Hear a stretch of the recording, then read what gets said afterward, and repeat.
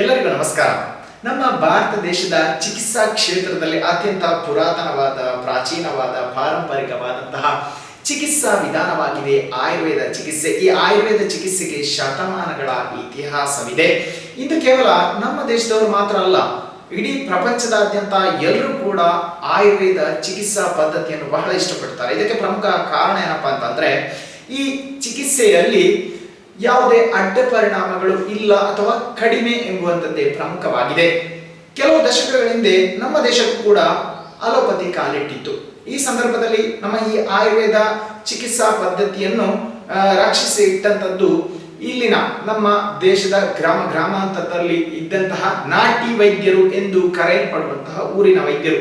ಅಂದು ಇಂದಿನ ಹಾಗೆ bachelor of Ayurvedic medicine and surgery ಅನ್ನುವಂತಹ BAMS ಕೋರ್ಸ್ ಮಾಡಿದ್ದಂತಹ ಡಾಕ್ಟರ್ಗಳೆಲ್ಲ ಇರಲಿಲ್ಲ. ಅದಕ್ಕೆಲ್ಲ ಒಂದು ಆಧುನಿಕತೆಯ ಟಚ್ ಕೊಟ್ಟಂಥದ್ದು, ಒಂದು ಪ್ರೊಫೆಷನಲ್ ಟಚ್ ಕೊಟ್ಟಂಥದ್ದು ಇತ್ತೀಚೆಗೆ ಕೆಲವು ದಶಕಗಳ ಇತ್ತೀಚೆಗೆ ಕಳೆದ ಹಲವಾರು ದಶಕಗಳಿಂದ ಭಾರತದ ಪಾರಂಪರಿಕ ಚಿಕಿತ್ಸಾ ವಿಧಾನವಾದಂತಹ ಆಯುರ್ವೇದ ಚಿಕಿತ್ಸಾ ಕ್ಷೇತ್ರವನ್ನು, ಅದರ ಪ್ರಭಾವವನ್ನು ರಕ್ಷಿಸಿಕೊಳ್ಳುವಲ್ಲಿ ಹಾಗೂ ಅದನ್ನು ಮುಂದುವರಿಸುವಲ್ಲಿ ಅತ್ಯಂತ ಮಹತ್ವದ ಕೊಡುಗೆಯನ್ನು ಕೊಟ್ಟಿರುವಂಥವರು ಈ ಊರಿನ ಪಾರಂಪರಿಕ ವೈದ್ಯರು ಎಂಬುವಂಥದ್ದು ನಾವು ನಿಸ್ಸಂಶಯವಾಗಿ ಹೇಳ್ಬೋದು.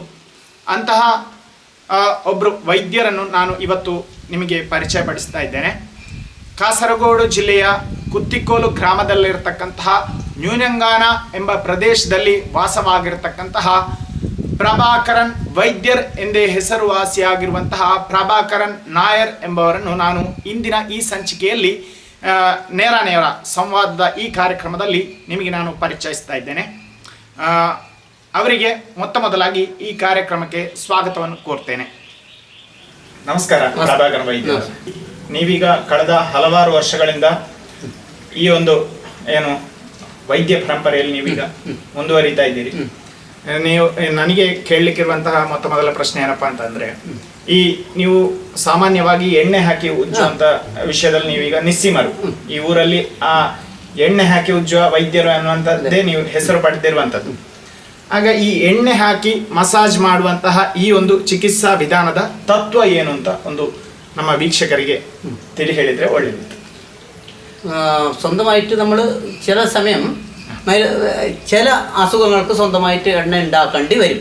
ഇത് അല്ല എങ്കിൽ ആയുർവേദത്തിൽ നിന്ന് വൈദ്യശാലയിൽ നിന്ന് വാങ്ങിച്ചിട്ട് അത് നമുക്ക് യോഗ്യമല്ല എന്ന് ചെറിയ ഡൗട്ട് എന്തെങ്കിലും തോന്നുന്നുണ്ടെങ്കിൽ നമ്മൾ അതിൽ വേറെ തത്തുല്യമായിട്ട് മരുന്ന് ഇടേണ്ട ചേർക്കും. അതല്ല എങ്കിൽ നമ്മൾ നല്ലെണ്ണ ഉണ്ടല്ലോ, നല്ലെണ്ണ അതിൽ നമുക്ക് തൈലം ഉണ്ടാക്കാം. തേങ്ങ എണ്ണയിലും തൈലം ഉണ്ടാക്കാം. അത് തതുല്യമായാലും ഇത് ഇട്ട് നമുക്ക് മരുന്നുണ്ട്. ചങ്ങരം വരണ്ട, ഉഴിഞ്ഞ, അങ്ങനെ പിന്നെ ഇത് മരുന്നുകളുണ്ട്. അത് ചേർത്തിട്ട് നമ്മൾ സാധാരണ ഇത് ഉണ്ടാകും. അങ്ങനെ ചേർക്കാം, കടുക് ചേർക്കാം, വെളുത്തുള്ളി ചേർക്കാം, അങ്ങനെ ഇത്യാദികളെ ഈ ഭൂമിയിലും മണ്ണിലും ഇഷ്ടം പോലെ മരുന്നുണ്ട്. അത് ഏത് വേണ്ടതെന്ന് ഈ രോഗത്തിന് ഇച്ഛാനുസരണം നമ്മൾ ഉണ്ടാക്കണം. ഈ മരുന്ന് എന്ത് അസുഖം നമുക്ക് തൊട്ട് നോക്കുമ്പോൾ മനസ്സിലാവും.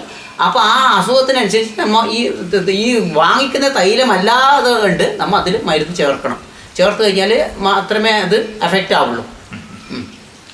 ಅಂದರೆ ಇವರು ಹೇಳುವಂಥದ್ದು ಇದರ ಈ ಎಣ್ಣೆ ಹಾಕಿ ಉಜ್ಜುವ ಅಂತಂದ್ರ ತತ್ವ ಏನಪ್ಪ ಅಂತಂದ್ರೆ, ನಾವು ಅದು ಒಂದೊಂದು ಪೇಷಂಟಿಗೆ ಒಂದೊಂದು ಅನುಸಾರವಾಗಿ ಎಣ್ಣೆ ಹಾಕಿ ಉಜ್ಜುವಂಥದ್ದು. ಅಂದರೆ ಕೆಲವೊಂದು ನಮ್ಮ ಮನೆಯಲ್ಲೇ ನಾವು ಬಳಸುವಂತಹ ತೆಂಗಿನೆಣ್ಣೆ ಆಗಿರ್ಬೋದು, ಅಥವಾ ದೇವರ ದೀಪ ಹಚ್ಚುವಂತಹ ಎಳ್ಳೆಣ್ಣೆ ಆಗಿರ್ಬೋದು, ಹಾಗೂ ನಮ್ಮ ಮನೆಯ ಅಡುಗೆ ಕೋಣೆಯಲ್ಲಿ ನಿತ್ಯೋಪಯೋಗಿ ವಸ್ತು ಹಾಗೂ ಇರುವಂತಹ ಸಾಸಿವೆ ಆಗಿರ್ಬೋದು, ಅಥವಾ ಇನ್ನಿತರ ಕೆಲವೊಂದು ವಸ್ತುಗಳನ್ನು ನಾವು ಇದಕ್ಕೆ ಆ್ಯಡ್ ಮಾಡಿ ಈ ಒಂದು ರೋಗಿಗೆ ಬಳಸುವಂಥದ್ದು ಉಜ್ಜಲಿಕ್ಕೆ. ಅಲ್ಲದಿದ್ದಲ್ಲಿ ಕೆಲವೊಂದು ಸಿಗದೇ ಇರತಕ್ಕಂತಹ ಪರಿಕರಗಳ ಎಣ್ಣೆಗಳನ್ನು ನಾವು ಇದು ಸಿಗುವಲ್ಲಿಂದ ಖರೀದಿಸಬೇಕಾಗಿ ಬರ್ತದೆ ಅನ್ನುವಂತಹ ಮಾತನ್ನು ಇವರು ಹೇಳಿರುವಂಥದ್ದು. ಈ ಎಣ್ಣೆ ಹಾಕಿ ಉಜ್ಜುವಂತಹ ಈ ಚಿಕಿತ್ಸೆ ಯಾವೆಲ್ಲ ರೋಗಗಳಿಗೆ ಹೆಚ್ಚು ಪರಿಣಾಮಕಾರಿಯಾಗಿದೆ? അത് ത്രിദോഷം, വാത, പിത്ത, കഫ. ഇത് നമുക്ക് ശരീരം ജനിക്കുമ്പോഴേ ത്രിദോഷം കൊണ്ടാണ് നമ്മൾ ജനിക്കുന്നത്. വാദം, പിത്തം, കഫം. അപ്പം ഈ വാദം മൂലമുണ്ടാവും, കഫം മൂലമുണ്ടാവും, പിത്തം മൂലമുണ്ടാവും. അത് നമ്മൾ മനസ്സിലാക്കി മനസ്സിലാക്കിയിട്ട് അതിൽ നിന്ന് വ്യതിയാനം ഉണ്ടാവും രോഗത്തിന് പലതരം. ഇതിൽ നിന്ന് എല്ലാ രോഗത്തിനും ഇത് ബന്ധമില്ലാത്ത അസുഖം വൈദ്യം ഉണ്ടാവില്ല നമ്മുടെ ശരീരത്തിൽ. അപ്പോൾ ഇതിന് പിന്നെ ഈ വാദത്തിന് എന്താ വേണ്ടേ, പിത്തത്തിന് എന്താ, വാദം ഉണ്ടെങ്കിലും നമുക്ക് വേദന കടച്ചിലുണ്ടാവും, പിത്തമുണ്ടെങ്കിലും അത് വേദന അത് അസഹ്യമായിരിക്കും, കഫാണെങ്കിലും അത് അസഹ്യമായിട്ടുണ്ടാവും. അപ്പം ഇത് നമ്മൾ ആദ്യം കണ്ടുപിടിക്കാം ഇത് ഏത് മൂലം വരുന്നേ. ഒരു ಮನುಷ್ಯന്റെ ಶರೀರಂ ಈ ವಾದ ಪಿತ್ತ ತ್ರಿದೋಷಂ ಅಂದ್ರೆ ಒಬ್ಬ ಮನುಷ್ಯನ ಶರೀರ ವಾತ ಪಿತ್ತ ಕಫ ಎನ್ನುವಂತಹ ಈ ತ್ರಿದೋಷದಿಂದ ರಚಿತವಾಗಿರ್ತದೆ ಅನ್ನುವಂಥದ್ದು ವೈದ್ಯರು ಹೇಳುವಂತಹ ಮಾತು. ಪಿತ್ತ ಅಂದ್ರೆ ಪಿತ್ತ ತಲೆ ಶಿರ, ಕಫ ನಮ್ಮ ಹಾರ್ಟ್ ಎದೆ ಭಾಗ, ವಾದ ಹೊಟ್ಟೆಯ ಭಾಗ. ഇങ്ങനെ മൂന്നായിട്ടാണ് തിരിക്കുന്നത്. ഇത് ദൈവസങ്കല്പ പ്രകാരം ശിവൻ, വിഷ്ണു, ബ്രഹ്മൻ ഇങ്ങനെയാണ്. ನಮ್ಮ ಧಾರ್ಮಿಕ ನಂಬಿಕೆಯ ಪ್ರಕಾರ ಶಿವ, ವಿಷ್ಣು, ಬ್ರಹ್ಮ ನಾಭಿಯಲ್ಲಿರುವಂತದ್ದು, ಎದೆಯ ಭಾಗದಲ್ಲಿ ವಿಷ್ಣು, ಶಿರ ಭಾಗದಲ್ಲಿ ಶಿವ. ಈ ರೀತಿಯ ತ್ರಿದೋಷಗಳಿಂದ ನಮ್ಮ ಶರೀರ ಏನು ಉಂಟಾಗಿರುವಂತದ್ದು. ಹಾಗಿರುವಾಗ ಈ ತ್ರಿದೋಷದಲ್ಲಿ ಯಾವ ಅಂಶ ಹೆಚ್ಚಿದೆ അതിന്റെ ದೋಷಾണ് ಅದು ದೋಷ ಕಾಟಿക്കും നമുക്ക് ಆಹಾರത്തിൽ കൂടി. ಈ ತ್ರಿದೋಷದಲ್ಲಿ ವಾತ ಪಿತ್ತ ಕಫ, ಈ ತ್ರಿದೋಷದಲ್ಲಿ ಯಾವ ಅಂಶ ಒಬ್ಬ ಮನುಷ್ಯನಿಗೆ ಹೆಚ್ಚಿದೆ ಆ ಅಂಶದಿಂದ ಕೆಲವೊಂದು ಅಡ್ಡ ಪರಿಣಾಮಗಳು ಬರುತ್ತವೆ. ಆ ಅಡ್ಡ ಪರಿಣಾಮಗಳಿಗೆ, ಆ ರೋಗಗಳಿಗೆ ಇವರ ಈ ಆಯುರ್ವೇದದಲ್ಲಿ ನೀವು ಚಿಕಿತ್ಸೆ ನೀಡುವಂಥದ್ದು. ಅದಕ್ಕೆ ಮೊದಲು ಇವನಿಗೆ ಈ ವಾತ ಪಿತ್ತ ಕಫದಲ್ಲಿ ಯಾವ ಅಂಶ ಹೆಚ್ಚಾಗಿದೆ, ಅದರಿಂದ ಯಾವೆಲ್ಲ ರೋಗಗಳು ಬರುವಂಥದ್ದು ಎನ್ನುವಂಥದ್ದು ಮೊದಲು ನಿರ್ಣಯ ಮಾಡುವಂಥದ್ದು ಎಂಬುದಾಗಿ ಇವರು ವೈದ್ಯರು ನಮಗೆ ಹೇಳುವಂಥದ್ದು. ನಂತರ ಆ ರೋಗಕ್ಕೆ ಯಾವ ಚಿಕಿತ್ಸೆ ಅಂತ ನೀಡಿ ಅದನ್ನು ಗುಣಪಡಿಸುವಂಥದ್ದು ಎಂಬುವಂಥದ್ದು ಇವರಿಗೆ ಇಲ್ಲಿ ವೈದ್ಯರು ಸೂಚಿಸಿರುವಂಥದ್ದು. ವೈದ್ಯರೇ, ಈ ವಾತ ಪಿತ್ತ ಕಫದ ಇದು ಅಂಶ ಯಾವುದಾದ್ರೂ ಒಂದು ಅಂಶ ಹೆಚ್ಚಾದರೆ ಅದರಿಂದ ರೋಗಗಳು ಬರಲಿಕ್ಕೆ ಸಾಧ್ಯ ಅಂತ ನೀವೀಗ ಹೇಳಿದ್ರಿ. ಅದಕ್ಕೆ ನಾವು ಏನು ಚಿಕಿತ್ಸೆ ಮಾಡುವಂಥದ್ದು ಅಂತ. ಈ ವಾತ ಪಿತ್ತ ಕಫದ ಈ ಒಂದು ಅಂಶದಿಂದ ಹೆಚ್ಚಾಗುವಂತಹ ಸಂದರ್ಭದಲ್ಲಿ ಉಂಟಾಗುವಂತಹ ರೋಗಗಳಿಗೆ ಕೆಲವೊಂದು ಉದಾಹರಣೆಗಳನ್ನು ನೀಡುವಿರಾ? എക്സാമ്പിൾ പിത്തത്തിന്റെ എന്താ നമുക്ക് മൈഗ്രെയിൻ, രക്തപിത്ത, ഇംഗ്ലീഷിൽ മൈഗ്രെയിൻ, മലയാളത്തിൽ രക്തപിത്ത. രക്തപിത്ത ഉണ്ടാകുന്ന ഇതാണ്. അപ്പോൾ ഒരുപാട് ആൾക്കാർക്ക് മാറാതെ എല്ലാ അസുഖം ഉണ്ടാവും. ഹോസ്പിറ്റലിൽ പോയാൽ മൈഗ്രെയിൻ ഗുളിക അങ്ങനെ എന്തോ കൊടുക്കും. പക്ഷേ ഇത് മാറാതെ കിട്ടുന്ന ആൾക്കാർക്ക് എന്തോ ചെയ്യും, നമ്മൾ മൈഗ്രെയിൻ്റെ ഒരു നസ്യം ഇങ്ങനെ ചെയ്ത് കൊടുക്കും. മൂക്കിലേക്ക് ഇങ്ങോട്ട് വലിക്കുന്നത്, കാട്ടിൽ നിന്ന് മരുന്നെടുത്ത് അത് പാകപ്പെടുത്തി അത് അതിന് തത്തുല്യമായിട്ട് മരുന്ന് കൊടുത്താൽ അത് പിത്ത തീരെ മാറിക്കിട്ടും. ഇനി കഫം മൂലം ഉണ്ടാകുന്ന അലർജറ്റിക്, ഈ തുമ്മല്, ഇൻഫെക്ഷൻ, ഇതെല്ലാം കഫം മൂലം ഉണ്ടാകുന്നത്. ഇപ്പൊ ചില ആൾക്ക് ലങ്സിന് വലിയ പ്രോബ്ലം ഉണ്ടാവും. ഇത് ചില സമയം ഈ കഫനെ നമുക്ക് ശരീരത്തിൽ പ്രൊഡ്യൂസ് ചെയ്യുന്നില്ല എന്നുണ്ട്. കഫം നമുക്ക് ഈ ത്രിദോഷം വേണമല്ലോ, വാദം പിത്തം കഫം വേണം. അപ്പൊ ഈ കഫം ചില സമയത്ത് നമുക്ക് ഈ പൊടിപടലും ഈ തടയാനും ഇല്ല എങ്കിൽ അതിൻ്റെതായിട്ട് അസുഖം പ്രോബ്ലം ഉണ്ടാവും. അപ്പൊ അത് ഉണ്ടാവണ്ടേ, അത് എങ്ങനെ നോർമൽ സ്റ്റേജിൽ എങ്ങനെ ഉണ്ടാവണ്ടേ, അതിനല്ലേ തത്തുല്യമായിട്ട് മരുന്ന് നമ്മൾ ഉണ്ടാക്കി കൊടുക്കും. പിന്നെ ഈ ഇത് വാത സംബന്ധമായ രോഗങ്ങൾക്ക് ചില ഉദാഹരണങ്ങൾ പിത്തായി, കഫായി. വാത സംബന്ധമായിട്ടുള്ള അസുഖങ്ങൾ സാധാരണ കടച്ചിൽ, വേദന ഇങ്ങനെയുണ്ട്. ആ വാദം പൊതുവെ നമ്മൾ കണ്ടുവരുന്ന 10-40 വയസ്സിന് ശേഷമാണ്. 25 വയസ്സിൽ നമുക്ക് അസ്ഥി ദൃഢീകരിച്ചു. അതുവരെ നമുക്ക് എന്ത് എല്ല് പൊട്ടലോ പൊളിഞ്ഞാലോ അല്ലെ തട്ടലോ മുട്ടലോ സംഭവിച്ചാൽ നോ പ്രോബ്ലം. ഇത് അല്ല എങ്കിൽ പിന്നെ ഈ 25 വയസ്സ് കഴിഞ്ഞാൽ അസ്ഥി ദൃഢീകരണം സംഭവിച്ചു. അതിന് ശേഷം വരുന്ന പ്രശ്നം നമുക്ക് പിന്നീട് എപ്പോൾ കാണും, ഈ നമ്മളെ ബ്ലഡ് പ്രഷർ, BP പ്രശ്നം വരുമ്പോൾ 40 വയസ്സിൽ ഈ വാദം പിടിക്കപ്പെടും. നമ്മൾ ഏതൊരു വ്യക്തിക്കും പിടിക്കപ്പെടും. വാദം സ്റ്റേറ്റിൽ പിടിക്കുന്നത് അങ്ങനെയാണ്. അപ്പോൾ ബ്ലഡ് സർക്കുലേഷൻ നേരെ പോവാതെ ഉണ്ടാവും. ಅಂದರೆ ಇವರು ಹೇಳುವಂಥದ್ದು ವಾತಕ್ಕೆ ಸಂಬಂಧಿಸಿದಂತಹ ರೋಗ ಲಕ್ಷಣಗಳು ನಮಗೆ ಕಾಣುವಂಥದ್ದು ಒಂದು ಆಫ್ಟರ್ 40 ಇಯರ್ಸ್ನ ನಂತರ ಅಂತ. ಯಾಕೆಂದರೆ ಆ 40 ವರ್ಷದ ಒಳಗೆ ಒಬ್ಬ ಮಾನವನಿಗೆ ಅವನ ಎಲುಬುಗಳು, ನರನಾಡಿಗಳೆಲ್ಲ ತುಂಬ ಸದೃಢವಾಗಿರುವಂಥದ್ದು ಆ ಸಂದರ್ಭದಲ್ಲಿ. ಹಾಗಿರುವಾಗ ಆ ಸಂದರ್ಭದಲ್ಲಿ ನಮ್ಮ ಬ್ಲಡ್ ಸರ್ಕ್ಯುಲೇಷನ್ ಎಲ್ಲ ಬಹಳ ಸರಾಗವಾಗಿ ಸಾಗ್ತದೆ ಆ ಒಂದು ಪವರ್ನ ಒಂದು ಕಾರಣದಿಂದ. 40 ವರ್ಷದ ಬಳಿಕ ನಮ್ಮ ಏನು ಎಲುಬುಗಳು ಹಾಗೂ ನಮ್ಮ ನರನಾಡಿಗಳೆಲ್ಲ ಸವಿಲಿಕ್ಕೆ ಆರಂಭ ಆಗ್ತದೆ, ನಾವು ಅಷ್ಟು ವರ್ಷ ತಿಂದಿರತಕ್ಕಂಥ ಉಪ್ಪು, ಹುಳಿ, ಖಾರ ಮೊದಲಾದ ಆಹಾರಗಳಿಂದ. ಆ 40 ವರ್ಷದ ಬಳಿಕ ಸಂದುಗಳಲ್ಲಿ ಇದು ಏನು ಕೀಲು ನೋವು ಅನ್ನುವಂಥದ್ದೆಲ್ಲ ಕಾಣ್ತಾ ಇದೆ ಅಲ್ವಾ, ಇದೆಲ್ಲವೂ ನಾವು ವಾತ ಎನ್ನುವಂತಹ ಏನು ಸಮಸ್ಯೆಯಿಂದ ಕಂಡುಬರುವಂತಹ ರೋಗಗಳು ಎಂಬುವಂಥದ್ದು ಈಗ ಇಲ್ಲಿ ವೈದ್ಯರು ಸೂಚಿಸಿರುವಂಥದ್ದು. ಇನ್ನು ಮುಂದಿನ ಪ್ರಶ್ನೆ, ಈ ಚಿಕಿತ್ಸೆಯ ಸಂದರ್ಭದಲ್ಲಿ ರೋಗಿಗಳಿಗೆ ಯಾವೆಲ್ಲ ರೀತಿಯ ಅನುಭವಗಳಾಗ್ತದೆ ಅಂತ. ಈಗ ಎಣ್ಣೆ ಹಾಕಿ ಉಜ್ಜುವಂತಹ ಈ ಟ್ರೀಟ್ಮೆಂಟ್ನ ಸಂದರ್ಭದಲ್ಲಿ ರೋಗಿಗಳು ಏನೆಲ್ಲ ಅನುಭವಗಳನ್ನು ಪಡೀತಾನೆ, ಅಂದ್ರೆ ಆತನ ಶರೀರದಲ್ಲಿ ಯಾವ ರೀತಿಯ ಬದಲಾವಣೆಗಳಾಗ್ತವೆ ಅನ್ನುವಂಥದ್ದು.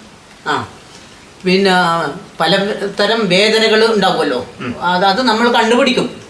കണ്ടുപിടിച്ചിട്ട് അതിന് തതുല്യമായിട്ട് മരുന്ന് ചെയ്താൽ പിന്നെ പല സ്ഥലങ്ങളിലും പോയി വരുന്ന ആൾക്കാർ ഇഷ്ടം പോലെ ഉണ്ടാവും. എത്രയോ ഹോസ്പിറ്റലിൽ പോയിട്ട് വരുന്ന ആൾക്കാരുണ്ടാവും. അത് നല്ല നല്ല ഡോക്ടർമാരുടെ അടുത്ത് എത്രയോ പോയിട്ട് വരുന്നുണ്ടാവും. ಅಂದ್ರೆ ಹಲವು ಮಂದಿ ಕೆಲವೊಂದು ಹಾಸ್ಪಿಟಲ್ಗಳಿಗೆ ಹೋಗಿ ಗುಣಪಡಿಸ್ಲಿಕ್ಕೆ ಆಗದೆ ಇರುವಾಗ ನಿಮ್ಮ ಬಳಿ ಬಂದವರು ಇದ್ದಾರೆ ಅಂತ. അപ്പൊ അനുഭവസ്ഥർ, നമ്മൾ ഇവിടുത്തെ ചെയ്ത അനുഭവസ്ഥർ, പരിചയമുള്ള ആൾക്കാർ ഇങ്ങനെ നമ്മളെ ഇത് കൊടുക്കും. നമ്മളെ ഇങ്ങനെ പേര് പറഞ്ഞ് അവിടെ ഒന്ന് പോയി വരും. അങ്ങനെ വന്നു കഴിഞ്ഞാൽ പിന്നെ 1-2 പ്രാവശ്യം വന്നതിന് മനസ്സിലേക്ക് സന്തോഷമായി. അങ്ങനെ നമ്മൾ ഇത് ചെയ്തു കൊടുത്താകുമ്പോൾ അപ്പം നമ്മ ഇത് മാത്രമല്ല, മരുന്ന് ചെയ്യുന്ന മാത്രമല്ല, നമ്മൾ പറഞ്ഞു കൊടുക്കും ഇത് ഇന്ന കാരണവശാൽ, ഇത് നമ്മൾ ചെയ്യൽ മാത്രമല്ല, നിങ്ങളുടെ ശരീരത്തിൽ ഇത് വരുന്നതിന് കാരണം ഇത് ഇങ്ങനെ ഈടുന്ന മതി, ഇത്ര പ്രശ്നമുണ്ട്, അല്ലെങ്കിൽ ഇങ്ങനെ പ്രശ്നമുണ്ട്. ഇത് ഉപകരണം വെച്ചിട്ട് നോക്കിയിട്ട് ഇങ്ങനെ ചെയ്യുന്നതല്ല, ശരീരം തൊട്ട് നോക്കിയിട്ട് ചെയ്തു കൊടുക്കുന്നതാണ്. അപ്പൊ അതിൽ വേറെന്തെങ്കിലും അസുഖമുണ്ടോ അതും നമ്മളോട് പറഞ്ഞാൽ അതിനും മരുന്നുണ്ട്. ഈ പേഷ്യന്റ് എന്താണോ ഏത് രോഗത്തിനാണോ വരുന്നത് അതിനോടൊപ്പം വേറെ സൈഡായിട്ട് എന്തെങ്കിലും ബുദ്ധിമുട്ടുകൾ ഉണ്ടെങ്കിൽ, ആരോഗ്യ പ്രശ്നം ഉണ്ടെങ്കിൽ അതും കൂടി പറഞ്ഞാൽ അതും കൂടി ഇപ്പോൾ മുട്ട് നമ്മളത് തെറ്റി എന്ന് പറഞ്ഞിട്ട് വല്ല നീ ഈ മുട്ട് പ്രശ്നമല്ലേ പറഞ്ഞത്, കാരണം എന്ത് തളർവാദം. ഈ ഒന്നിനൊന്നിന് ലിങ്ക് ഉണ്ട്, ലിങ്ക് ഉണ്ട്. അത് മുട്ട് രീതി കാരണം, ഇതൊരു കാരണം. പക്ഷെ ഇതിന്റെ മെയിൻ പ്രോബ്ലം ഇതാണ്, ഇത് ശരീരത്തിൽ തളർവാദം ബാധിച്ചിട്ടുണ്ട്. അപ്പൊ മറ്റേ കാര്യം നോക്കുമ്പോഴേക്കാണ് ശരിക്കും ഇവർക്ക് അറിയുന്നത് ഇതിന് ഇത്ര ബാധിച്ചിട്ടുണ്ട്. ഇങ്ങനെ നിങ്ങൾ തടയുന്ന സന്ദർഭങ്ങളിൽ അവർക്ക് ഒരുമാതിരി ബ്ലഡ് സർക്കുലേഷൻ എല്ലാം പോകുമ്പോൾ വളരെ റിലാക്സ് ഇത് വരും, അങ്ങനത്തെ കുറെ അനുഭവങ്ങളൊക്കെ വരും. അതുപോലെ അവര് ഏത് പ്രശ്നത്തിനാണോ നിങ്ങളെ വിസിറ്റ് ചെയ്തത് അതിനോടൊപ്പം അവർക്ക് വേറെ പ്രശ്നങ്ങൾ ഉണ്ടെങ്കിൽ അതും കൂടി ഈ ബ്ലഡ് സർക്കുലേഷൻ ശരിയാവുമ്പോൾ മാറിക്കിട്ടും. അതാണ് നിങ്ങൾ ഇവിടെ സൂചിപ്പിച്ചത്, അത് മനസ്സിലായി. ഈ നിങ്ങൾ തടയ ശേഷം നിങ്ങൾ ഒരു ഇന്ന രോഗത്തിന് ഇത്ര ഒരു തടയലെന്നുണ്ടാവുമല്ലോ, അപ്പൊ അത് കഴിഞ്ഞ ശേഷം വേറെ എന്തെങ്കിലും ഭാവിയിൽ ഈ ട്രീറ്റ്മെന്റിന്റെ അവധി കഴിഞ്ഞ ശേഷവും പിന്നെയും എന്തെങ്കിലും പഥ്യമോ അല്ലെങ്കിൽ വേറെ എന്തെങ്കിലും ചെയ്യേണ്ടി വരുമോ, അതായത് വേറെ എന്തെങ്കിലും കെയർ അവർ എടുക്കേണ്ടി വരുമോ? അതെ, അത് അസുഖത്തിനനുസരിച്ച് വേണം. ചില അസുഖത്തിന്, കഠിനം കൂടിയ അസുഖത്തിന് അങ്ങനെ വേണ്ടി വരും.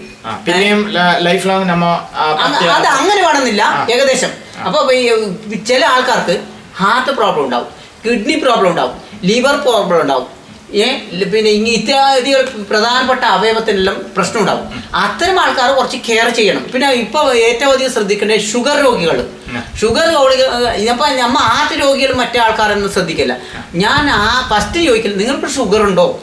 ഈ ഷുഗർ ഉണ്ടോ എന്ന് ചോദിക്കുന്നതിന് കാരണം നമ്മൾ ഏകദേശം ചേർക്കുന്ന തൈലത്തിൽ ഗ്ലൂക്കോസിന്റെ അംശം കൂടുതലുണ്ടാവും. കാരണം അതിൽ ഈ നറുനീണ്ടി കിഴങ്ങ്, നന്നായി കിടന്ന നറുനീണ്ടി കിഴങ്ങ് ചേർക്കും. അതിൽ 75-80% ഗ്ലൂക്കോസ് ഉണ്ടാവും. അപ്പോൾ അത് ശരീരത്തിൽ ഡയറക്റ്റ് നമ്മൾ ത്വക്കിലോട്ട് പ്രവേശിക്കും.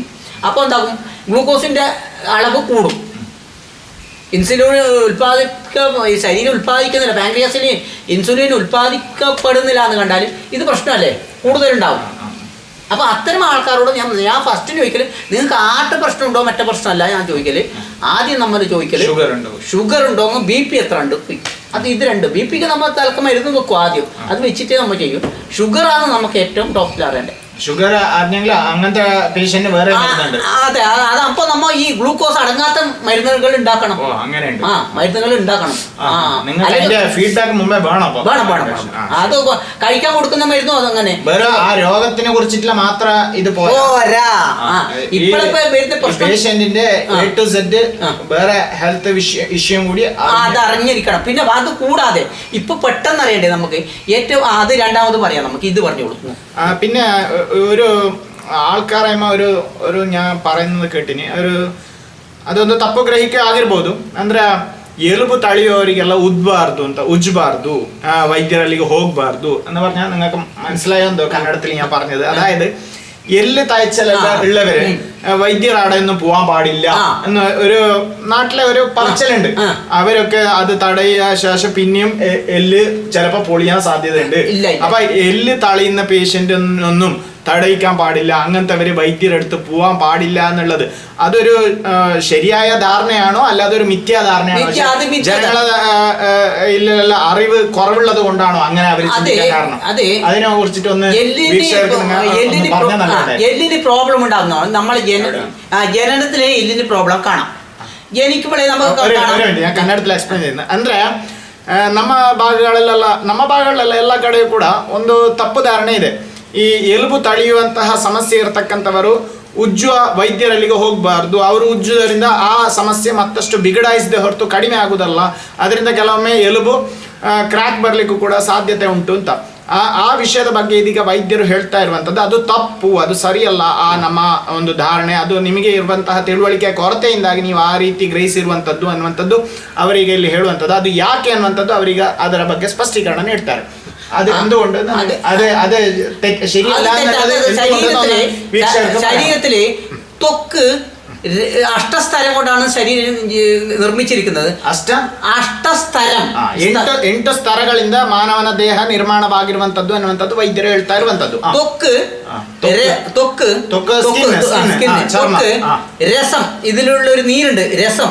ಇದರೊಳಗೆ ಒಂದು ದ್ರವಾಂಶ ಇದೆ, ಅದನ್ನು ರಸ ಅಂತ ಹೇಳುದು. രക്തം, പിന്നത്തെ പാളി ರಕ್ತ ಬ್ಲಡ್, ಮೂರನೇದು ಮಾಂಸ ನಮ್ಮ ಮಾಂಸಗಳು. ಮೇಧಸ್ಸು ಐದನೇದು. ಅಸ್ಥಿ ಮಜ್ಜ ಶುಕ್ಲ ಮಜ್ಜ ಎಲ್ಲಿಂದ ಉಳ್ಳಿലുണ്ടാകുന്ന ವಸ್ತುവാണ്. ಎಲುಬಿನೊಳಗೆ ಇರುವಂತ ಇನ್ನೊಂದು ಮಜ್ಜ ಅನ್ನುವಂತ ವಸ್ತು. ಮತ್ತೆ ಶುಕ್ಲ ಈಗ ಉಂಟು 8 ಏನು ವಸ್ತುಗಳಿಂದ ಸೇರಿ ನಮ್ಮ ಶರೀರ ನಿರ್ಮಾಣ ಆಗಿರುವಂತದ್ದು. അപ്പൊ ഇതില് നമുക്ക് ഈ അസ്ഥിന്ന് മജ്ജയെന്ന് ഉൽപ്പാദിപ്പിക്കുന്ന ഒരു വെള്ളമുണ്ട്, ഒരു എന്താ പറയുക ഫ്ലൂയിഡ് എന്ന് പറയും. സാധാരണ ഫ്ലൂയിഡ് അത് ഒരു ഫ്ലൂയിഡ് രൂപത്തിലാണുള്ളത്. ഈ ഫ്ലൂയിഡ് നമ്മളെ ശരീരത്തിൽ കട്ടി പിടിക്കുമ്പോഴാണ് നമുക്ക് ഈ മൂവ്മെന്റ് ഇല്ലാത്തത്, ചലനം നഷ്ടപ്പെടുന്നത്. അങ്ങനെയാണ് മൂവ്മെന്റ്. പക്ഷേ ഈ അസ്ഥിയായിട്ട് അത് ഞാൻ പറഞ്ഞില്ലേ, ജനനത്തിൽ അസ്ഥി പ്രശ്നം ഉണ്ടെങ്കിൽ ജനനത്തിലേ നമുക്ക് കാണാം. എൻഡോസൾഫാൻ മറിച്ച് തൊടുമ്പോൾ പൊടിയുന്നത് മറിച്ച് അത് സ്റ്റാർട്ടിങ്ങിലേ കാണാം. ജനിച്ച് നമ്മൾ ഒരു സാധാരണ ഒരു ഏകദേശം അത് 25 വയസ്സിനോ ശേഷം അല്ലെങ്കിൽ നമ്മൾ സാധാരണ ഒരു കളിക്കാൻ വലിയ പ്രായത്തിന് ശേഷം അങ്ങനെയൊന്നും വേണ്ട. ഒരു 10 വയസ്സ് 5 വയസ്സോ 10 വയസ്സോ ആകുമ്പോഴേക്ക് തന്നെ നമുക്ക് അറിയാം ഇയാൾക്ക് എല്ലിന് ബലമുണ്ടോ ഇല്ലേ എന്ന് നമുക്ക് മനസ്സിലാകാം. അപ്പോൾ പിന്നെ അത് ചില പ്രോബ്ലം ഇങ്ങനെ ഉണ്ടാന്ന്. ഈ ഇംഗ്ലീഷ് ഗുളിക തന്നെ കഴിച്ചു കഴിഞ്ഞാൽ ചില സമയം കാൽസ്യത്തിൻ്റെ നമ്മൾ കഴിക്കുന്ന ആഹാരത്തിൽ നിന്ന് കാൽസ്യം കിട്ടാതെ ആ പ്രോബ്ലം ഉണ്ടാകും. ഇവർ ഇങ്ങനെ ഇതിന് അടിമയായിട്ട് അപ്പോൾ ചില ശരീരം, എല്ലാ ശരീരം പറഞ്ഞില്ല ഈ ആഹാരത്തോട് ഇങ്ങനെ ഈ ഗുളിക കഴിച്ച് ടാബ്ലറ്റ് കഴിച്ച് കാൽസ്യം കുറവാകാൻ സാധ്യതയുണ്ട്. ഇംഗ്ലീഷ് അല്ല, നമ്മൾ കഴിക്കുന്ന ആഹാരത്തിന് കിട്ടണം, എന്നാലേ നമ്മൾ നാച്ചുറലായിട്ട് കിട്ടണം ശരീരം ബോഡിക്ക്. നമ്മൾ സാധാരണ കൊടുക്കുന്നതിന് താൽക്കാലിക ശമനത്തിന് വേണ്ടി സ്ഥിരമായിട്ട് കൊടുക്കുന്നില്ല. അങ്ങനെയാണെങ്കിൽ സ്ഥിരം കൊടുത്തോണ്ടേ വേണം ഈ സാധനം. അല്ല അതെ, ഈ അസ്ഥി ഈ ആഹാരം കൊണ്ടോ അല്ലെങ്കിൽ മറ്റുള്ള കാരണം കൊണ്ടോ അവർക്ക് കാൽഷ്യമിന്റെ കുറവുണ്ടായിട്ട് എല്ല് തയച്ചലാകുന്ന സ്ഥിതിയിൽ ആ സന്ദർഭങ്ങളിൽ നിങ്ങളെ പോലത്തെ തടയുന്ന വൈദ്യരെടുത്ത് ആ പേഷ്യന്റ് വന്നിട്ട് തടവിക്കാവോ എന്നുള്ള ചോദ്യം. തടവിക്കുന്നതാണെന്ന് പറഞ്ഞാല് അത് നമ്മ നോക്കും എത്ര പഴക്കം വന്നിട്ടുണ്ട്. എല്ലാറ്റിനും നമ്മ ഒരു കാലപ്പഴക്കം ഇതാക്കുന്നുണ്ട്. പക്ഷെ ഇത് എല്ല് തയ്ച്ചാലല്ല, ഇതിൽ നമുക്ക് നമുക്ക് ഈ ഫ്ലൂയിഡ് ഉത്പാദിക്കുന്നതിന് ഒരു പ്രായം ഉണ്ടല്ലോ, അതിന്റെ പരിധി കഴിഞ്ഞാൽ ഉത്പാദിപ്പിക്കില്ല. അപ്പൊ അതിനെക്കാട്ടി മുമ്പേ സ്റ്റാർട്ടിങ്ങിൽ ഏകദേശം ഒരു പകുതിയെല്ലാം ആകുമ്പോൾ വരുന്നുണ്ടെങ്കിൽ ഇത് ഫ്ലൂയിഡ് ഉത്പാദിപ്പിക്കാൻ പറ്റുന്നതോ അല്ലേ എന്ന് നമുക്ക് ഈ തടവിട്ടാകുമ്പോൾ മനസ്സിലാവും. ഉത്പാദിക്കാത്തത് കൊണ്ടാണ് എല്ല് തയ്ച്ചൽ ഉണ്ടാകുന്നത്. എല്ല് തയ്ച്ചല് പറഞ്ഞ സംഭവം ഇല്ല, ഇത് പിടുത്താണ് ഈ സംഭവം. ഇത് നമുക്ക് ഈ മസിൽ കിരിക്കിരിക്കൽ ഇങ്ങനെ ഒരസുന്ന കൂറ്റിയേക്കും. ಎಲ್ಲಿ ತಾಯ್ಚಲಿ ಅರ್ಧ ಸಂಭವ ಫ್ಲೂಯಿಡ್ ನಷ್ಟಪಡುತ್ತಾನೆ ಇವರು ಹೇಳುವಂಥದ್ದು ಯಾವುದೇ ಒಬ್ಬ ವ್ಯಕ್ತಿಗೆ ಎಲುಬು ತಳೆಯುವುದು ಅನ್ನುವಂಥದ್ದು ಅದು ತಪ್ಪು ಕಲ್ಪನೆ. ಅದರಲ್ಲಿ ಇರತಕ್ಕಂಥ ಫ್ಲೂಯಿಡ್ ಅದು ಏನು ಫ್ಲೂಯಿಡ್ ಇಲ್ಲದ ಅನ್ನೋದು ಅದು ಉತ್ಪಾದನೆ ಆಗದೆ ಇರತಕ್ಕಂತಹ ಸನ್ನಿವೇಶದಲ್ಲಿ ಆ ಒಂದು ಸಂದರ್ಭವನ್ನು ಎಲುಬು ತಳೆಯುವುದು ಎನ್ನುವಂಥದ್ದು ತಪ್ಪಾಗಿ ವ್ಯಾಖ್ಯಾನಿಸಲಾಗುತ್ತದೆ ಹೊರತು ಅದು ಎಲುಬು ತಳೆಯುವಂತಹ ಒಂದು ಪ್ರವೃತ್ತಿಯೇ ಇಲ್ಲ ಅನ್ನುವಂಥದ್ದು ಈ ವೈದ್ಯರ ಮಾತು. ഇൻസുലിൻ ഇല്ലാതിരുന്നാലേ നമുക്ക് ഷുഗർ കൂടുന്നത്. അതെ, പാൻക്രിയാസിൽ ഇൻസുലിൻ ഇല്ലാതിരുന്നാൽ നമുക്ക് ഷുഗർ കൂടും. അതന്നെ ഫ്ലൂയിഡ് ഇല്ലായിരുന്നാൽ എല്ലിന് പ്രശ്നം വരും.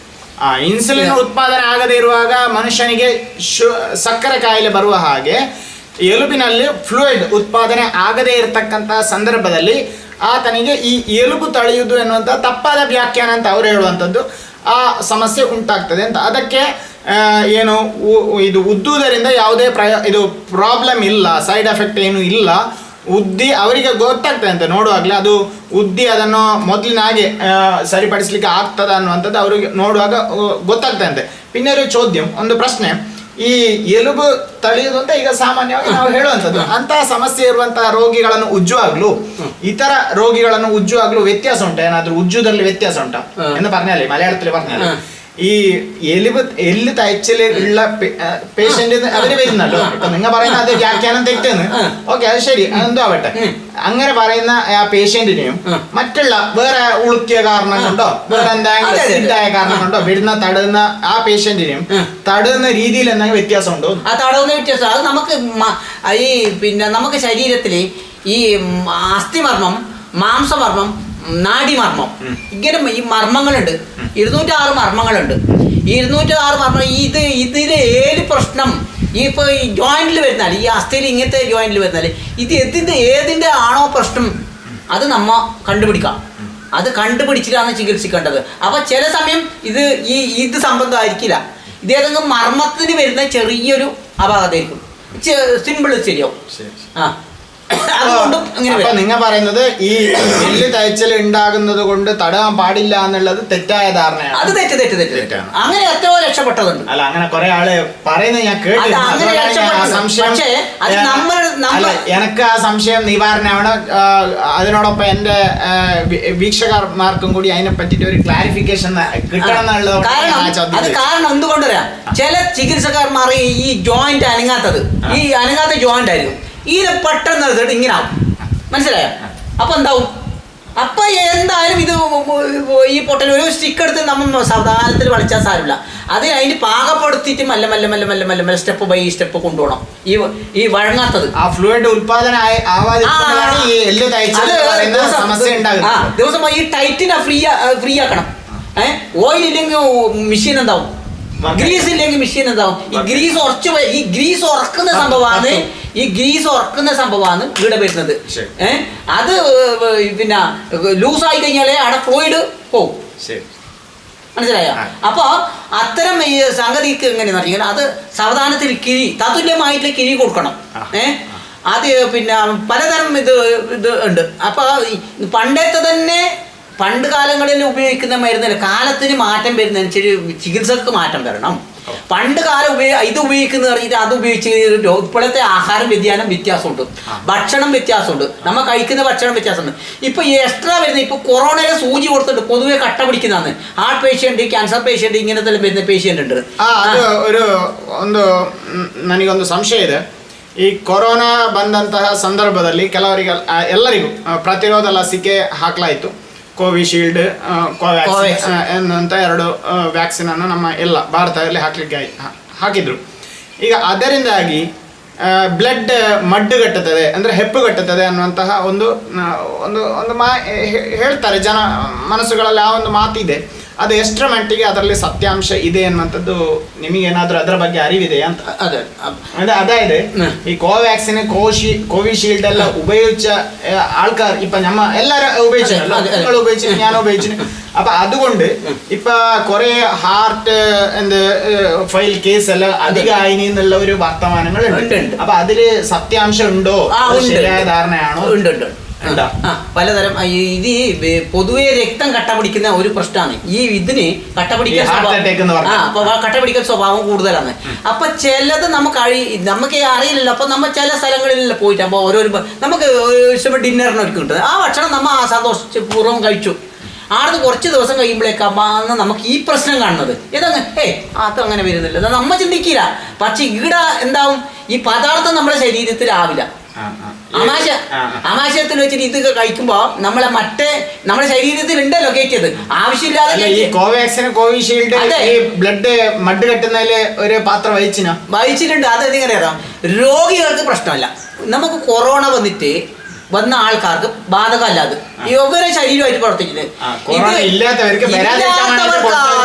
ഇല്ലാത്തവർക്കാണ് ഈ പ്രശ്നം കൂടുതൽ. ಅವರು ಹೇಳುವಂತದ್ದು ಈ ಲಸಿಕೆ ಕೊರೋನಾ ಇದ್ದ ಪೇಷಂಟ್ಗಳಿಗೆ ಕೊಟ್ಟಿದ್ದಾರಲ್ಲ, ಅವರಿಗೆ ಏನದು ಯಾವುದೇ ಸಮಸ್ಯೆ ಆಗ್ಲಿಕ್ಕಿಲ್ಲ. ಯಾಕೆಂದ್ರೆ ಅವರಲ್ಲಿ ಆಲ್ರೆಡಿ ಆ ವೈರಸ್ಗೆ ಪ್ರತಿರೋಧವಾಗಿ ಕೊಟ್ಟದ್ದು, ಅದಕ್ಕೆ ಹೋರಾಡ್ಲಿಕ್ಕೋಸ್ಕರ ಆ ವೈರಸ್ನ ವಿರುದ್ಧ. ಆದರೆ ಇಲ್ಲದೇ ಇರತಕ್ಕಂತಹ ನಾರ್ಮಲ್ ವ್ಯಕ್ತಿಗಳಿಗೆ ಕೊರೋನಾ ಬರದೇ ಇರಲಿಕ್ಕೆ ಅನ್ನುವಂಥ ಮುಂಜಾಗ್ರತಾ ಕ್ರಮವಾಗಿ ಕೊಟ್ಟಿದ್ದಾರಲ್ವಾ, ಅವರಿಗೆ ಈ ಸಮಸ್ಯೆ ಬಂದಿರುವಂಥದ್ದು ಅಂತ ಇವರ ಅಭಿಪ್ರಾಯ. ಬ್ಲಡ್ ಮಡ್ಡು ಕಟ್ಟಿದ ಆ ಮೂಲಕ, ಜೊತೆಗೆ ನಮ್ಮ ಆಹಾರ ಶೈಲಿಯೂ ಕೂಡ ಸರಿ ಇಲ್ಲ. ಈ ಎಲ್ಲ ಕಾರಣದಿಂದ ಈ ಹಾರ್ಟ್ ಫೈಲ್ನ ಕೇಸ್ಗಳೆಲ್ಲ ಹೆಚ್ಚೆಚ್ಚಾಗಲಿಕ್ಕೆ ಪ್ರಸ್ತುತ ವಿದ್ಯಮಾನಗಳಲ್ಲಿ ಕಾರಣ ಅನ್ನುವಂಥದ್ದು പ്രഭാകരൻ വൈദ്യരവರ അതിന് തെളിവ് ഞാനിപ്പോ നിങ്ങൾക്ക് കാണിച്ചു തരാം. നിങ്ങൾ കൊറോണ സൂചി എടുത്തിട്ടുണ്ടെങ്കിൽ ഇപ്പൊ നിങ്ങൾക്ക് തടവിയിലോട്ട് നമുക്ക് പറയാൻ പറ്റില്ല. ഇല്ലാത്ത ആൾക്കാർ ഈ ഫിംഗർ വിരലെടുക്കാം, നഖെടുക്കാം, ഇങ്ങനെ ഒന്ന് പ്രസ്സാക്കി കൊടുക്കാം. അപ്പൊ ഈ ആൾക്ക് ഇതിന്റെ ഒന്നും കാണില്ല. പെട്ടെന്ന് ഇത് റിയാക്ഷൻ, ഇത് നമുക്ക് പ്രതിരോധം കാണണം. ഇങ്ങനെ വേദന വരുന്നില്ലെങ്കിൽ ഇതിന് ശേഷം വരുന്ന ഒരു പ്രശ്നമാണ് ഇത്. നമുക്ക് വേദന അറിയില്ല, പെട്ടെന്ന് വേദന അറിയണം. റിഫ്ലക്സ് പ്രവർത്തനം വേണം തലച്ചോറിലേക്ക്. മനസ്സിലായില്ലേ? നിങ്ങൾക്ക് വേദന വരുന്നുണ്ടാവും. എന്നാലും ഇതിന് വേദന വരുത്തിക്കാം. ഈ ജോയിന്റിൽ ഇങ്ങനെ പിടിച്ചു കഴിഞ്ഞാൽ ഇങ്ങനെ പിടിച്ചു കഴിഞ്ഞാൽ ആദ്യം ഞാനൊന്ന് ഇങ്ങനെ പ്രസ് ചെയ്യുമ്പോൾ കുറച്ച് കൂടുതലുണ്ടാവും. അത് പെട്ടെന്ന് നമ്മൾ വലിക്കണം. ആദ്യം നമുക്ക് അറിയേണ്ട ഒരു അനുഭവമാണ്. ആരത് പിടിച്ച് നോക്കിയാലും ഇത് ഇങ്ങനെ ഇങ്ങനെ പെട്ടെന്ന് കാട്ടിക്കുന്നുണ്ടോ, ഇത് നമ്മൾ കൊടുക്കുമ്പോൾ തലച്ചോറ് നാടിയിലേക്ക് എത്തണം. ಅದು ಅಂದ್ರೆ ಅವರು ಹೇಳುವಂತದ್ದು ನಮ್ಮ ಶರೀರದಲ್ಲಿ ಬ್ಲಡ್ ಸರ್ಕ್ಯುಲೇಷನ್ ಸರಿಯಾಗಿ ಆಗ್ತದೆಯೋ ಇಲ್ವೋ ಅನ್ನುವಂಥದ್ದನ್ನು ಟೆಸ್ಟ್ ಮಾಡಲಿಕ್ಕೆ ಒಂದು ಸಿಂಪಲ್ ಪ್ರಯೋಗ ಅವರು ಹೇಳಿರುವಂಥದ್ದು. ನಮ್ಮ ಉಗುರಿನ ತುದಿಯನ್ನು ಜಸ್ಟ್ ಒಂದು ಸ್ವಲ್ಪ ಪ್ರೆಸ್ ಮಾಡಿ ಹಿಡಿದ್ರೆ ತಕ್ಷಣ ನಮಗೆ ನೋವು ಆಗಬೇಕು. ನೋವು ಆದರೆ ಅವನಿಗೆ ರಕ್ತ ಪರಿಚಲನೆ ಕರೆಕ್ಟಾಗಿ ಆಗ್ತಾ ಇದೆ ಶರೀರದಲ್ಲಿ ಅನ್ನುವಂಥದ್ದು ಅದರ ಸೂಚನೆ. ಅದು ಪಕ್ಕಕ್ಕೆ ನೋವು ಆಗುವುದಿಲ್ಲ, ನಮಗೆ ಅಲ್ಲಿಯ ಒಂದು ಸ್ಪರ್ಶಜ್ಞಾನ ಅಷ್ಟಾಗಿ ಗೋಚರಿಸುವುದಿಲ್ಲ ಅನ್ನೋಂಥದ್ದು ಆದರೆ ಆ ವ್ಯಕ್ತಿಯಲ್ಲಿ ರಕ್ತ ಪರಿಚಲನೆ ಅಷ್ಟಾಗಿ ಸಮರ್ಪಕವಾಗಿ ಕ್ರಮಬದ್ಧವಾಗಿ ಆಗ್ತಾ ಇಲ್ಲ ಅನ್ನುವಂಥದ್ದು ವೈದ್ಯರ ಮಾತು. ಇಷ್ಟವರೆಗೆ ನಾವು ಈ ವೈದ್ಯ ಪದ್ಧತಿಯಲ್ಲಿ ಯಾವ ರೀತಿ ಉಜ್ಜುವಂಥದ್ದು, ಯಾವ ರೀತಿ ರೋಗ ನಿರ್ಣಯ ಮಾಡುವಂಥದ್ದು, ಯಾವ ರೋಗಕ್ಕೆ ಯಾವ ರೀತಿ ಉಜ್ಜುವಂಥದ್ದು ಹಾಗೂ ಯಾವ ಎಣ್ಣೆಗಳನ್ನೆಲ್ಲ ಬಳಸುವಂಥದ್ದು ಅನ್ನುವಂಥದ್ದು ನಾವು ತಿಳಿದೆವು. ಇನ್ನು ವೈದ್ಯರ ವೈಯಕ್ತಿಕ ವಿಚಾರಗಳನ್ನು ನಾವು ತಿಳಿಯುವ, ಅಂದರೆ ವೈಯಕ್ತಿಕ ಅಂದರೆ ಅವರು ಈ ಫೀಲ್ಡಿಗೆ ಬಂದಂತಹ ವಿಚಾರಗಳ ಬಗ್ಗೆ ತಿಳಿಯುವ. ಮೊದಲನೇದಾಗಿ നിങ്ങൾ ഈ വൈദ്യ ഫീൽഡിലേക്ക് വന്നിട്ട് എത്ര കൊല്ലമായി ഇവിടെ ഈ ക്ഷേത്രത്തിൽ നിങ്ങൾ ഈ സർവീസ് തുടർന്നുകൊണ്ട് ഇപ്പോൾ ചെയ്യുന്നത്? ഇപ്പോൾ എനിക്ക് 53 വയസ്സ് ആയി. 25 ವಯಸ್ಸು മുതലാണ് ഞാൻ ഇത് ചെയ്യുന്നത്. ಅಂದ್ರೆ ಈಗ ನಿಮಗೆ 53 ವರ್ಷ ಆಯ್ತು. ನಿಮ್ಮ 25ನೇ ವರ್ಷ ಪ್ರಾಯದಿಂದ ನೀವು ಈ ವೈದ್ಯಕೀಯ ಕ್ಷೇತ್ರದಲ್ಲಿ ನೀವು ತೊಡಗಿಸಿಕೊಂಡಿದ್ದೀರಿ ನಿಮ್ಮನ್ನು ನೀವು. ಅಂದ್ರೆ ಸರಿಸುಮಾರು ಒಂದು 28 ഇയേഴ്സ്, 3 ദശകದ ಹತ್ತಿರ ಅವರು ഈ ഫീൽഡിൽ ഇದ್ದಾರೆ ಅಂತ. നിങ്ങൾ ഈ ഫീൽഡിലേക്ക് വരാൻ നിങ്ങൾക്ക് ആരാണ് പ്രേരണ, മോട്ടീവ്? എന്താ പ്രേരണ ആരായിരുന്നു? അതെ, പിന്നെ എൻ്റെ അച്ഛൻ മരുന്ന് ചെയ്യുന്ന ആളാണ്. സാധാരണ കന്നുകാലികൾക്ക് അച്ഛൻ മരുന്ന് ചെയ്യുന്ന ആള് മനുഷ്യർക്കും ചെയ്യുന്നു. ഈ തടവല് തിരുമല് കൈ പൊളിഞ്ഞു കഴിഞ്ഞാൽ അങ്ങനെ ചെയ്യും. പശുക്കൾക്ക് എന്താ? പശുക്കൾക്ക് എല്ല് പൊട്ടിയാൽ, പാമ്പ് കടിച്ചാല്, വാദം പിടിച്ച് തളർന്നു കഴിഞ്ഞാൽ. ಅಂದ್ರೆ ಇವರಿಗೆ ಈ ಫೀಲ್ಡಿಗೆ ಬರ್ಲಿಕ್ಕೆ ಕಾರಣ ಇವರ ತಂದೆಯ ಪ್ರೇರಣೆ ಅಂತ ಇವರು ಹೇಳುವಂಥದ್ದು. ಇವರ ತಂದೆಯವರು ಮೊದಲು ಮನುಷ್ಯರಿಗೆ ಅಂದರೆ ನಮಗೆ ಮಾತ್ರ ಅಲ್ಲ, ಉಜ್ಜುವಂತಹ ಕಾಯಕವನ್ನು ಕೂಡ ಅವರು ಮಾಡಿಕೊಂಡು ಬರ್ತಾ ಇದ್ರು. ಜೊತೆಗೆ ದನಗಳಿಗೂ ಕೂಡ ಹಲವಾರು ಟ್ರೀಟ್ಮೆಂಟ್ಗಳನ್ನು ಮಾಡ್ತಾ ಇದ್ರು ಅನ್ನುವಂಥದ್ದು. ಈಗ ದನದ ಏನಾದರೂ ಅವರ ಎಲುಬಿಗೆ ಫ್ರ್ಯಾಕ್ಚರ್ ಆದ್ರೋ ಅಥವಾ ಏನಾದರೂ ಹಾವ ಮತ್ತು ಕಚ್ಚಿದ್ರೋ ಅದಕ್ಕೆಲ್ಲದಕ್ಕೂ ಕೂಡ ಇವರ ತಂದೆಯವರು ಟ್ರೀಟ್ಮೆಂಟ್ ಮಾಡಿಕೊಂಡು ಬರ್ತಾ ಇದ್ರು. ಅವರ ಪ್ರೇರಣೆಯಿಂದ ನಾನು ತನ್ನ 25ನೇ ವರ್ಷ ಪ್ರಾಯದಲ್ಲಿ ನಾನು ಈ ಕ್ಷೇತ್ರಕ್ಕೆ ನಾನು ಇಳಿಯಲಿಕ್ಕೆ ಕಾರಣ ಅನ್ನುವಂಥದ್ದು ಅವರು ನಿಮ್ಮ ಅಮ್ಮನೂ ಕೂಡ ಇವರ ಫ್ಯಾಮಿಲಿಯ ಒಂದು ರೀತಿಯ ವೈದ್ಯ ಕುಟುಂಬದ ಹಾಗಿರುವಂತಹ ಫ್ಯಾಮಿಲಿ. ಪಾರಂಪರಿಕ ಚಿಕಿತ್ಸಾ ವಿಧಾನವನ್ನು ಇವರ ಮನೆಯವರು ತಂದೆ ತಾಯಿ ഇಬ್ಬರು ಕೂಡ ಮಾಡಿಕೊಂಡು ಬರ್ತಾ ഇದ್ರು ಅಂತ. അമ്മ കണ്ണിനെയും അതേ സമയത്ത് ചെറിയ കുഞ്ഞുങ്ങൾ എഴുന്നേറ്റ് നടക്കാത്ത അതിന് എണ്ണ കാച്ചി കൊടുക്കും. വ്രണങ്ങൾ മാറാ വ്രണങ്ങളത്തിന് പണ്ട് മുതൽ ഡോക്ടർ ഉണ്ടായില്ല. ഇങ്ങനെ കാലിലെ കുത്തി കയറി തുടങ്ങി കഴിഞ്ഞാൽ അതിന് ഇത് ഇവിടെ മെഴു വെച്ചിട്ട് ഇപ്പുറത്ത് എണ്ണ ചൂടെണ്ണ ഒഴിച്ചിട്ട് ആണിയല്ല മുള്ളു കുത്തി കയറിട്ട് തുടങ്ങി കഴിഞ്ഞാല് അത് പണ്ട് മെഴു. ಅಂದ್ರೆ ಮೊದಲೆಲ್ಲ ವೈದ್ಯರು ಇರ್ಲಿಲ್ಲಲ್ಲ, ಎಲ್ಲ ದೂರ ದೂರದ ಪಟ್ಟಣಗಳಲ್ಲಿ ಮಾತ್ರ ಇದ್ರಲ್ವಾ. ಹಾಗಿರುವಾಗ ಇಂತಹ ಗ್ರಾಮೀಣ ಪ್ರದೇಶಗಳಲ್ಲೆಲ್ಲ ಏನಾದರೂ ಕಾಲಿಗೆ ತಾಗಿದ್ರೆ ಮುಳ್ಳು ಚುಚ್ಚಿದ್ರೆ ಅಂದ್ರೆ ಸ್ವಲ್ಪ ಗಂಭೀರವಾಗಿ ಚುಚ್ಚಿದ್ರೆ ಅಲ್ಲ ಇಲ್ಲಿಗೆ ಬರ್ತಾ ಇದ್ರಂತೆ. ಇಲ್ಲಿ ಇವರ ತಾಯಿ ಆಗಲಿ ತಂದೆಯವರಾಗಲಿ ಅದಕ್ಕೆ ಚಿಕಿತ್ಸೆಯನ್ನು ಕೊಡ್ತಾ ಇದ್ರು ಅಂತ ಇವರು ಹೇಳುವಂಥದ್ದು. അതേപോലെ ഇത് ഈ 28 കൊല്ലത്തില് നിങ്ങൾക്ക് എങ്ങനത്തെ എല്ലാം ഇത് എന്താ കേസ് എല്ലാം വന്നിനെന്ന് എൻ്റെ ഒരു ചോദ്യം. കേസ് എന്ന് പറഞ്ഞാൽ ഇതുമാതിരി തന്നെ ഈ പലതരം ഡോക്ടറെ അടുത്തേക്ക് പോയിട്ട് കുറെ ദൂരത്ത് നല്ല ആൾക്കാർ വരും. ഈ അനുഭവസ്ഥർ ഇങ്ങോട്ട് കൊണ്ടുവരും. ഇത് ഉപകരണം വെച്ച് തൊട്ട് നോക്കുന്നില്ല സ്വാമി, തൊട്ട് നോക്കുന്നില്ല ആളാ. തൊട്ട് നോക്കാതെ ഇങ്ങനെ ചെയ്യുന്നതല്ലേ, അതങ്ങനെ പാടില്ല, ഇതിങ്ങനെ ഈ എല്ല് തൊടാൻ പാടില്ല, അത് പൊടിഞ്ഞു പോകും, അങ്ങനെ ഇങ്ങനെ പറയും. അത്തരം ആൾക്കാരത് ഞാൻ എല്ലാം പറഞ്ഞു കൊടുത്ത് ചികിത്സിച്ചതിന് ശേഷം അയാളെ മുകളിൽ നൃത്തം ചെയ്യും.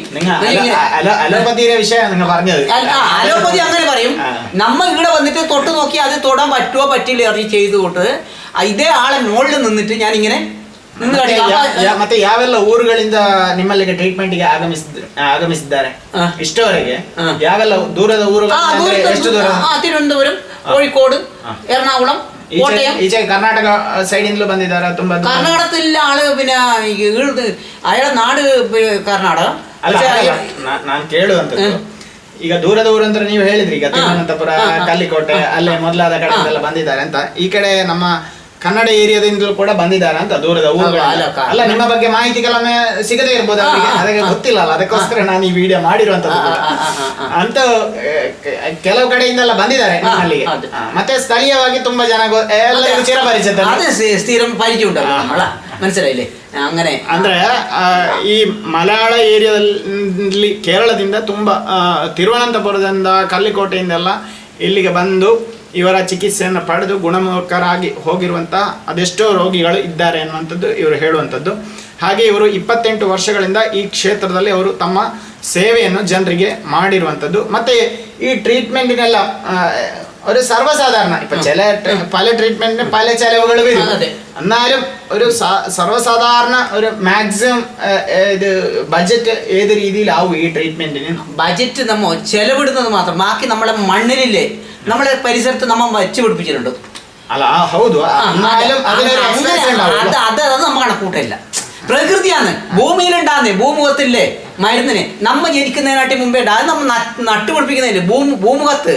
ഈ ഭൂമിയിൽ സർവ്വ രോഗങ്ങളുണ്ടാവും, രോഗത്തിന് പരിഹാരം ഉണ്ടാവും.